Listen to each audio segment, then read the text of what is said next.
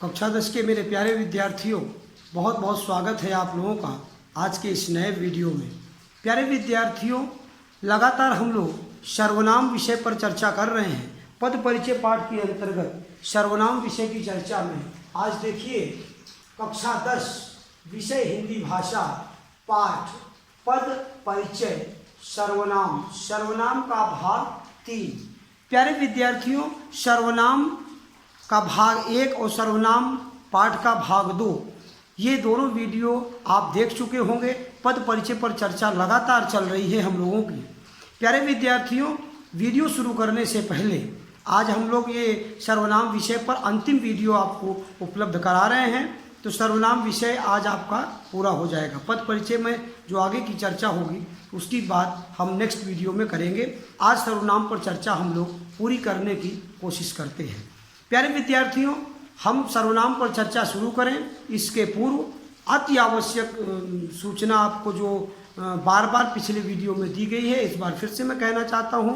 आप वीडियो देख रहे हैं, आप पूरा वीडियो देख रहे हैं अंत तक, इस बात का प्रमाण आप अपना नाम, सेक्शन और क्लास कमेंट बॉक्स में लिखकर इस बात को आप अपने अटेंडेंस को, अपनी उपस्थिति को दर्ज कराइए। हमारे पास जो लिस्ट है उसमें हम आपका अटेंडेंस लगाते हैं, वो देखकर कि कौन कौन से बच्चे कमेंट बॉक्स में अपना नाम, क्लास और रोल नंबर लिख रहे हैं। प्यारे विद्यार्थियों, आइए चर्चा शुरू करते हैं सर्वनाम की।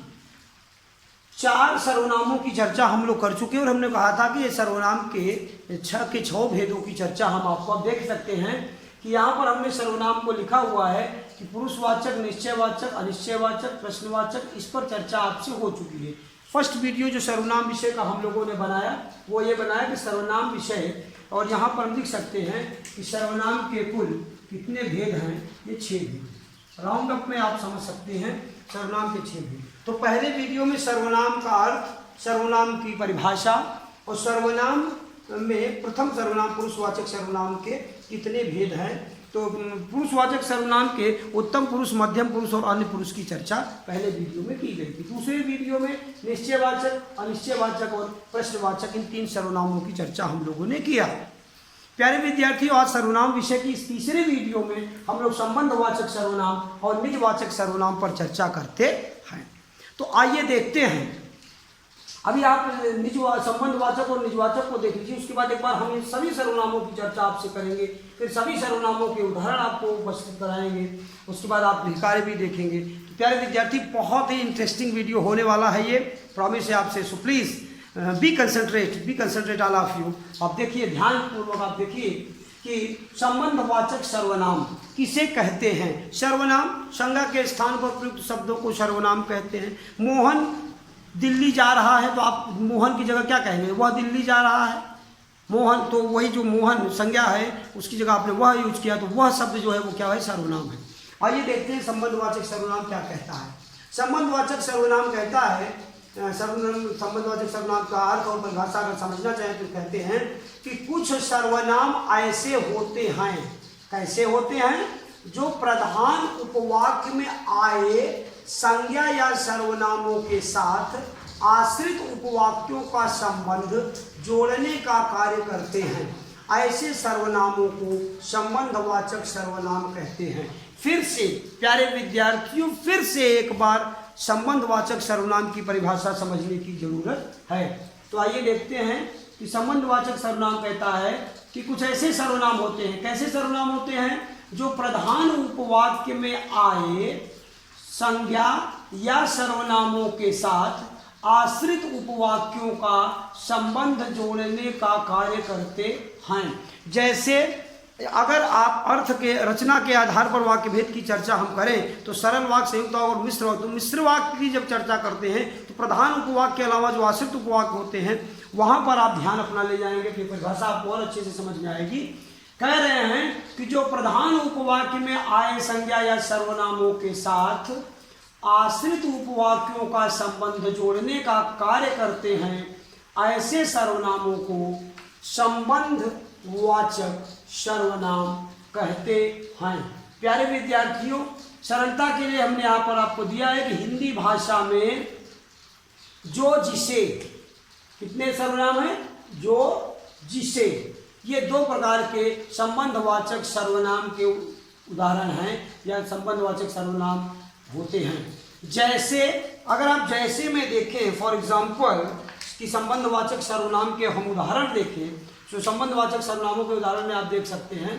पहले तो आप परिभाषा में आप समझ गए कि ये प्रधान उपवाक्य में आए संज्ञा या सर्वनामों को या आश्रित उपवाक्यों को जो जोड़ने का कार्य करते हैं वे सर्वनाम संबंधवाचक सर्वनाम कहलाते हैं।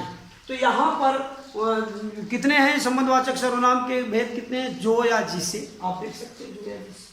अब इसी को आवश्यकता अनुसार हम बदलते रहते हैं। उदाहरण में देखिए, हमने यहाँ पर 4 उदाहरण देने का प्रयास किया है। नंबर 1 ये है, नंबर 2 दूसरा उदाहरण, नंबर 3 और ये नंबर 4 एग्जाम्पल के द्वारा, 4 उदाहरणों के द्वारा हमने आपको समझाने का प्रयास किया है। 4 उदाहरण अगर हमने दिया है तो निश्चित रूप से 4 उदाहरण आप भी लिख सकते हैं अपने से। आगे चर्चा में देखते हैं क्या कहते हैं। पहला उदाहरण कहता है कि वह लड़की अच्छा गाती है जो कल यहाँ आई थी। तो कल यहाँ आई थी ये आश्रित उपवाक्य है।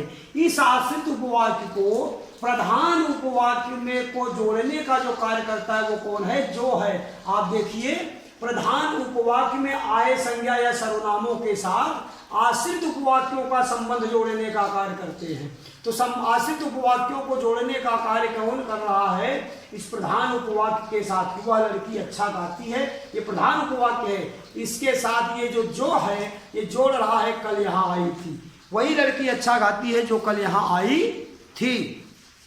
तो ये जो है आपको हम समझ रहे हैं कि परिभाषा आपको उदाहरण के द्वारा और भी सरलता से समझ में आ गई होगी आपको। दूसरा उदाहरण देखते हैं कि यह वही पेंसिल है। तो ये है प्रधान उपवाक्य, यह वही पेंसिल है, ये प्रधान उपवाक्य है जो पिताजी ने दिलाई थी। तो जो आप देख सकते हैं कि ये जो है, जो या जिसे आपको हमने पहले बताया था, तो ये जो है ये इस वाक्य को, प्रधान उपवाक्यों और आश्रित उपवाक्य को दोनों को जोड़ने का कार्य कर रहा है। तो प्यारे विद्यार्थियों, समझने का थोड़ा सा माइंड लगाना, केवल माइंड आपको अपना खर्च करना है। कह रहे हैं कि प्रधान उपवाक्य को आश्रित उपवाक्य से जोड़ने का कार्य करते हैं। जो संज्ञा या सर्वनाम शब्द आए हों प्रधान उपवाक्य में, उसी जोड़ने वाले शब्द को संबंधवाचक सर्वनाम कहते हैं। 2 उदाहरण से आप समझ चुके हैं। ये तीसरा उदाहरण हम लोग देखते हैं। तीसरा उदाहरण कहता है कि यह वही कार है जिसे तुम खरीदना चाहते थे। तो यह वही कार है, ये है क्या? प्रधान उपवाक्य, यह वही कार है। कौन सी कार है? जिसे तुम खरीदना चाहते थे। ये जो जिसे शब्द है ये दोनों वाक्यों को जोड़ने का कार्य कर रहा है। पहला वाक्य प्रधान उपवाक्य, दूसरा है आश्रित उपवाक्य, दोनों को जोड़ने का काम कर रहा है जिसे। इसलिए जिसे अगर सर्वनाम है तो कौन सा सर्वनाम है? संबंधवाचक सर्वनाम। प्यारे विद्यार्थियों, और देखिए, जो झूठ बोलता है वह कभी आगे नहीं बढ़ सकता। वह कभी आगे नहीं बढ़ सकता। तो ये क्या है? कभी आगे नहीं बढ़ सकता।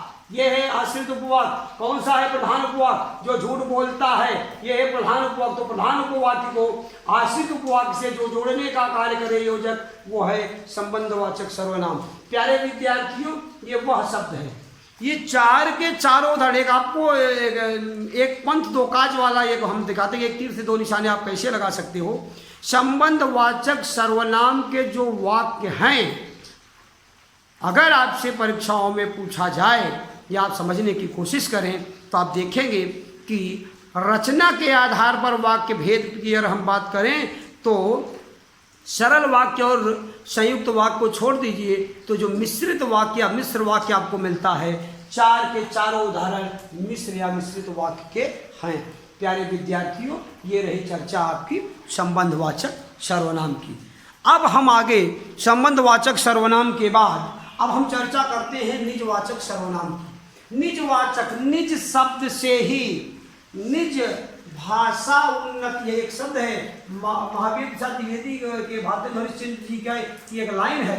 भारतेंदु हरिश्चंद्र जी की एक लाइन है कि निज भाषा उन्नति है सब उन्नति को मूल, तो बिन निज भाषा ज्ञान के मिटे नहीं को सूल। प्यारे विद्यार्थियों, निज भाषा उन्नति है।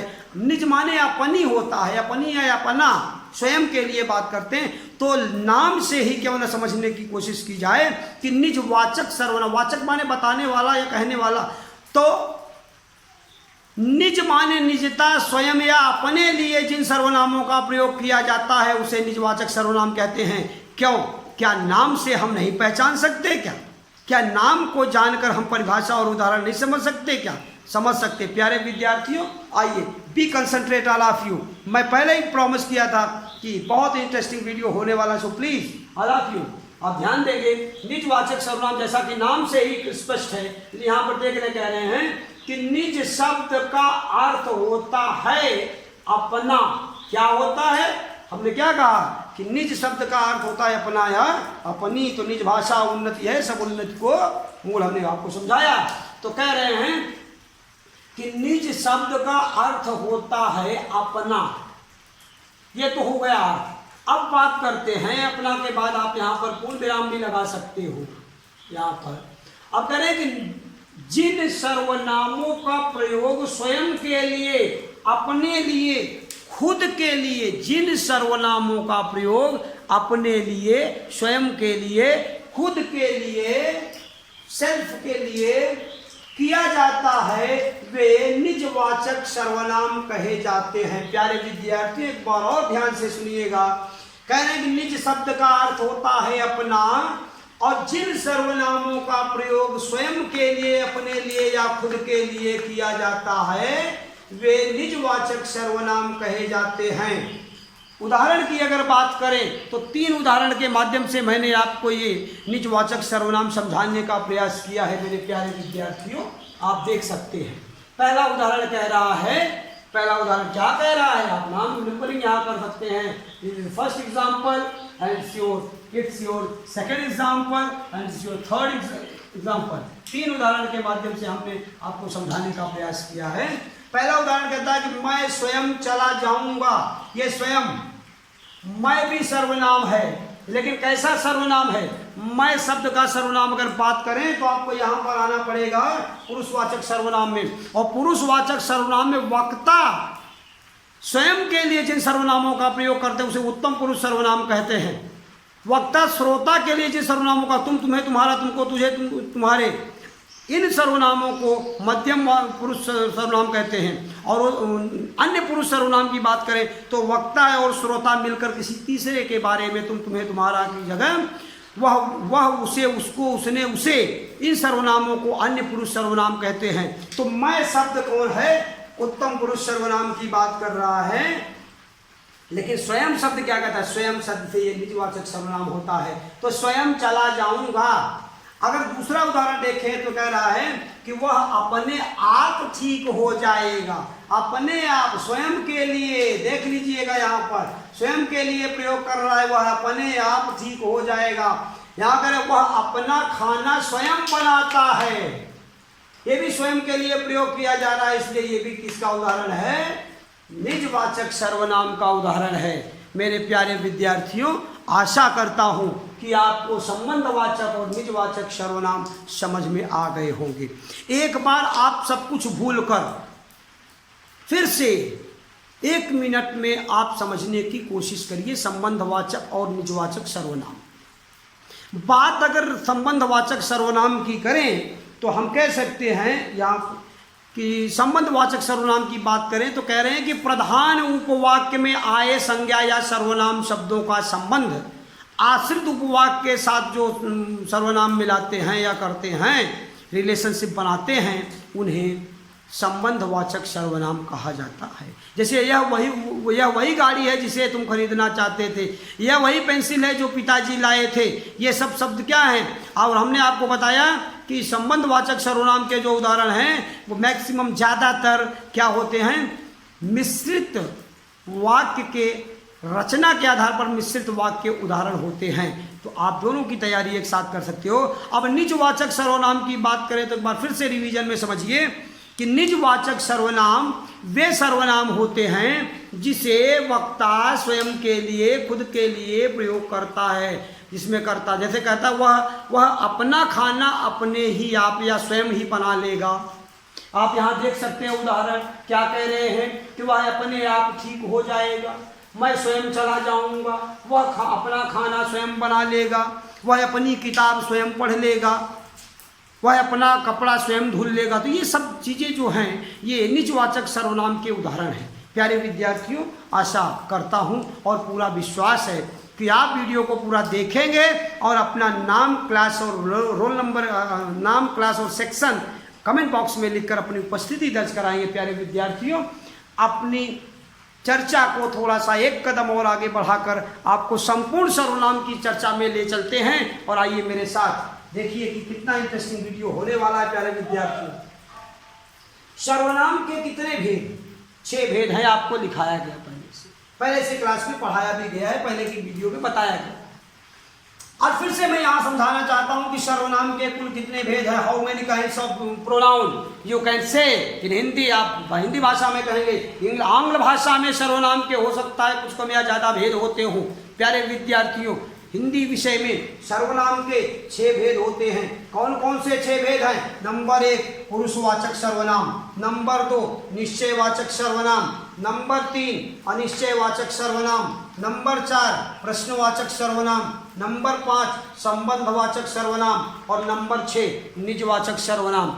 निजवाचक सर्वनाम की चर्चा और संबंधवाचक सर्वनाम की चर्चा हमने आपने आज किया।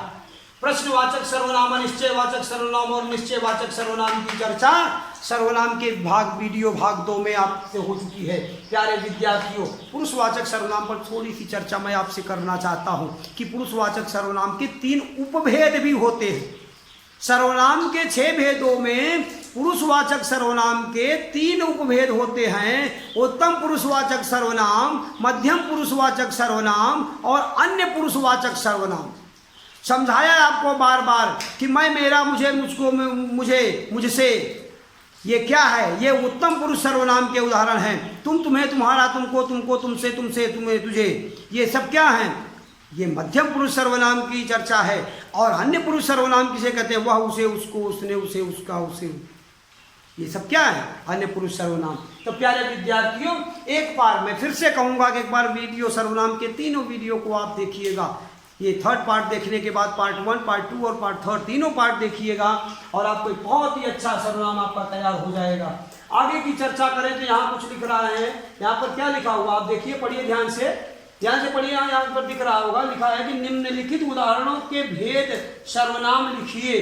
आपको बात समझ में आ रही होगी कि इसका मतलब क्या, what the meaning of this line. तो आपको ये लाइन का अर्थ समझ में आ रहा होगा। मैं आपको समझाता हूँ। लाइन का अर्थ ये कह रहा है कि यहाँ 6 उदाहरण दिए गए हैं। 6 के 6 उदाहरण सर्वनामों के भेद हैं। अब देखो, अब संयोग की बात है। संयोग की बात क्या है? सर्वनाम के 6 भेद, उदाहरण भी कितने? 6 हैं।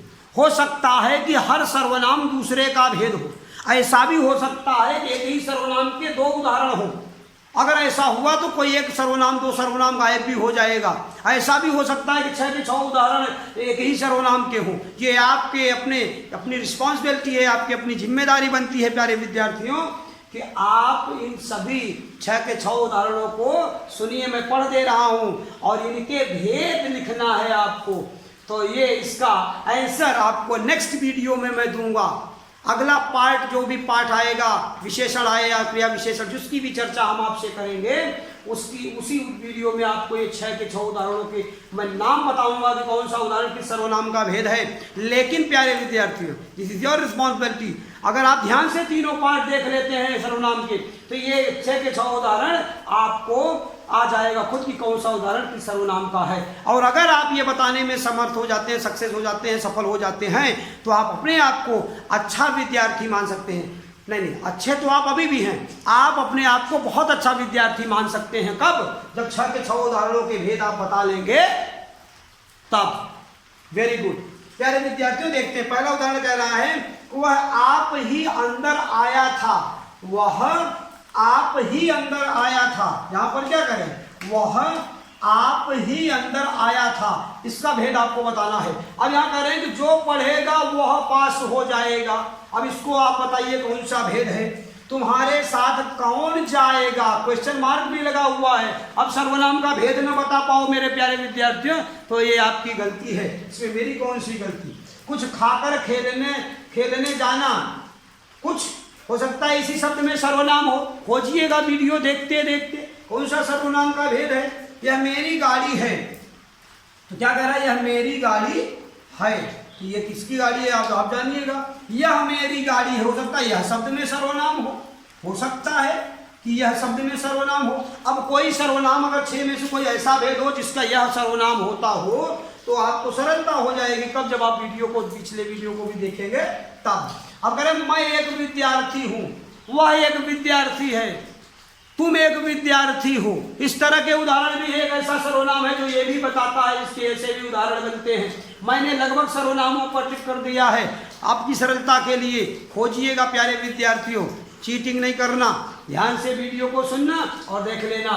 गृह कार्य की बात करें इसके पहले एक बार फिर से कहना चाहते हैं कि आप अपनी किताब से, अपने ग्रामर की बुक से, टेक्स्ट बुक से 2 से 3 बार, कम से कम 2 से 3 बार आप पाठ को, सर्वनाम को रिपीट करिएगा, पढ़िएगा और इन अभ्यास कार्यों को देखिएगा।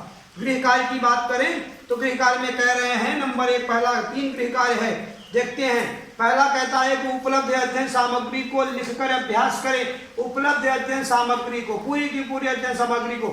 अगर सर्वनाम के 6 भेद मैं एक बार फिर से लिख दिया हूं तो आप भी फिर से एक बार लिख लेंगे तो दुबले पतले नहीं हो जाएंगे प्यारे विद्यार्थी। इसको लिखिएगा एक बार आप लोग अपनी कॉपी में। हाँ क्या भाई, हम तो 6 के 6 भेद शुरू में ही लिख चुके हैं, 6 भेद जान भी गए हैं, बहुत अच्छी बात है अगर आपको 6 के 6 भेद याद हो गए हैं। लेकिन फिर भी इसको लिखिएगा एक बार फिर से, बार बार लिखने से तो लिखत करत करते अभ्यास थे जड़मति होत तो जान सरी यावत जाते सिल पर परत निशान। तो बार बार जब अभ्यास करेंगे तो उसका फायदा प्यारे विद्यार्थियों आपको निश्चित रूप से मिलेगा। आइए देखते हैं, चर्चा करते हैं गृह कार्य की। पहला गृह कार्य करता है उपलब्ध अध्ययन सामग्री को लिखकर अभ्यास करें। तो उपलब्ध संपूर्ण अध्ययन सामग्री को आप अपनी अभ्यास कॉपी में लिखकर अभ्यास करेंगे। अब याद करने की बात इसलिए नहीं कहता कि बार बार अभ्यास करेंगे तो अपने आप याद हो जाएगा, इसलिए नहीं कहता मैं कि बैठ के रटना शुरू करो, आप अभ्यास करो अपने आप याद हो जाएगा। ग्रामर में आप कितना याद करोगे? How many examples you can revise, you can learn? You cannot learn the examples if only you can learn the definition, meaning. आप अर्थ और परिभाषा याद कर सकते हो, you cannot learn the examples. So please be careful.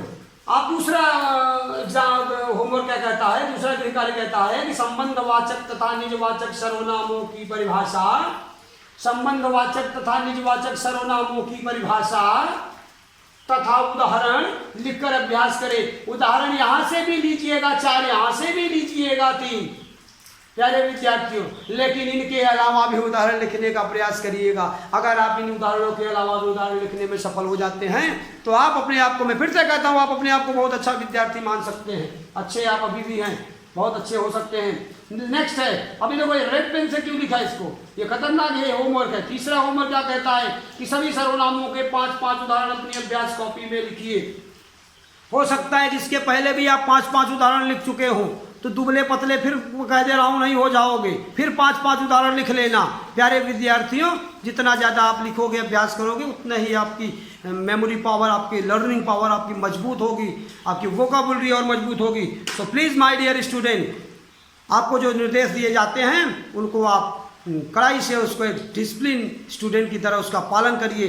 प्यारे विद्यार्थियों, संपूर्ण अध्ययन सामग्री आपके सामने उपस्थित है, आप इसका खूब लाभ लीजिए, खूब फायदा लीजिए।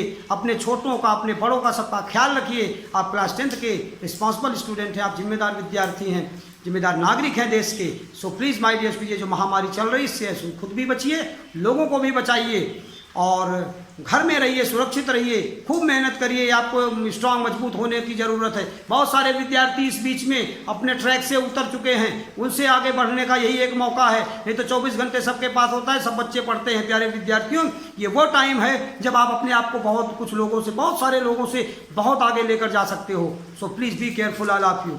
यूटिलाइज करिए अपने आप को, पूरे समय का फ़ायदा लीजिए, पूरे अभ्यास कार्य को अपनी कॉपी में करिएगा। मिलते हैं नेक्स्ट वीडियो में, तब तक के लिए धन्यवाद। आज के लिए इतना ही।